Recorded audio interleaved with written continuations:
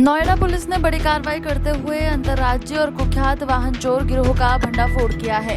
CRT और थाना sector 24 से पुलिस के संयुक्त ऑपरेशन में 5 शातिर वाहन चोरों को गिरफ्तार किया गया। आरोपियों की पहचान अब्बास उर्फ इकराम, कप्तान उर्फ भूरा उर्फ भुट्टन, आरिफ उर्फ डोरेमोन, आसिफ उर्फ पाटू और अब्दुल रजाक के रूप में हुई है। इन चोरों के कब्जे से 17 चोरी की कारें और चोरी करने का सामान बरामद हुआ है। आरोपी मास्टर चाबी और हाई फ्रीक्वेंसी डिवाइस की मदद से गाड़ियों के लॉक तोड़कर डुप्लीकेट चाबी बनाकर गाड़ियों की चोरी करते थे।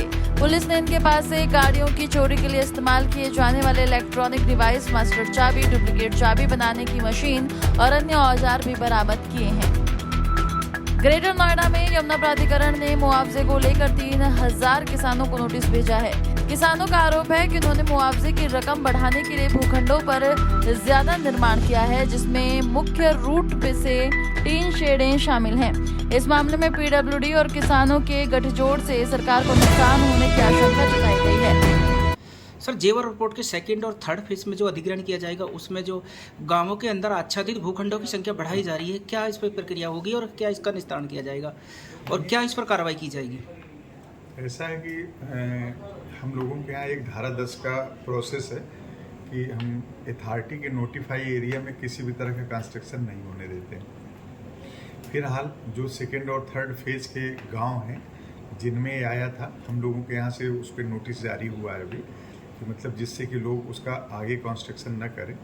उसमें एक कमेटी के थ्रू मान लीजिए कि एसडीएम साहब की भी प्रॉपर उस पर रिपोर्टिंग आई हुई थी और विथ फोटोग्राफ्स है, तो और वो उचित भी है, चूँकि पहले चरण के किसी गांव में हम लोगों ने जितना भी पैसा दिया था उससे 6 से 7 गुना ज़्यादा उस पर आ रहा है। ये विषय जिला प्रशासन का है, बट अथॉरिटी की भी अपनी लाइबिलिटी है। तो एसडीएम साहब के यहाँ से जो भी वो आए थे, फोटोग्राफ्स आए थे, वो आया था, तो उस पर वो हमारा भी प्रोसेस है, उनका जॉइंट प्रोसेस है, तो उस पर हम लोगों ने नोटिस जारी किए हुए हैं, उनकी सुनवाई चल रही है। आपके माध्यम से बस ये रिक्वेस्ट है कि चूँकि ऑलरेडी सैटेलाइट इमेज में, ड्रोन सर्वे में हम लोग उन एरियाओं को पहले से ही कवर करके चलते हैं, तो ज़बरदस्ती से लोगों का ईंटा, सीमेंट, मोरन सब खराब होगा, उस पर किसी भी तरह का मुआवजा मिलेगा नहीं।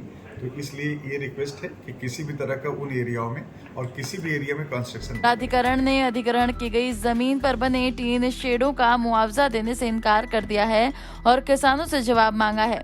सैटेलाइट इमेज के अनुसार अब जहां पर बने घरों का आकार बदल चुका है।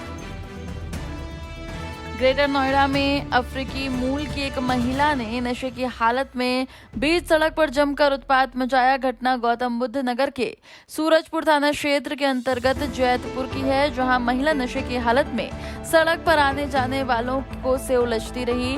मौके पर पहुंची पुलिस भी महिला के नशे के आगे नाकाम रही और उन्हें शांत कराने की कोशिश में उसे महिला द्वारा अभद्रता और गाली गलौज का सामना करना पड़ा।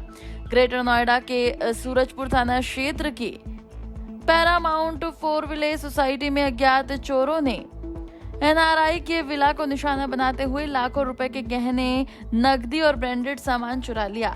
चोरों ने लोहे की रॉड से घर के मेन गेट का ताला तोड़ा और मास्क लगाकर दिन दहाड़े घर में घुस गए। चोरी की घटना सोसाइटी की सिक्योरिटी सिस्टम पर बवाल उठाती है, क्योंकि चोरों की गतिविधि लाइव कैमरे में कैद हो गई। घटना के समय एनआरआई परिवार अमेरिका में छुट्टियां मना रहा था। पीड़ित ने पुलिस में शिकायत दर्ज कराई है।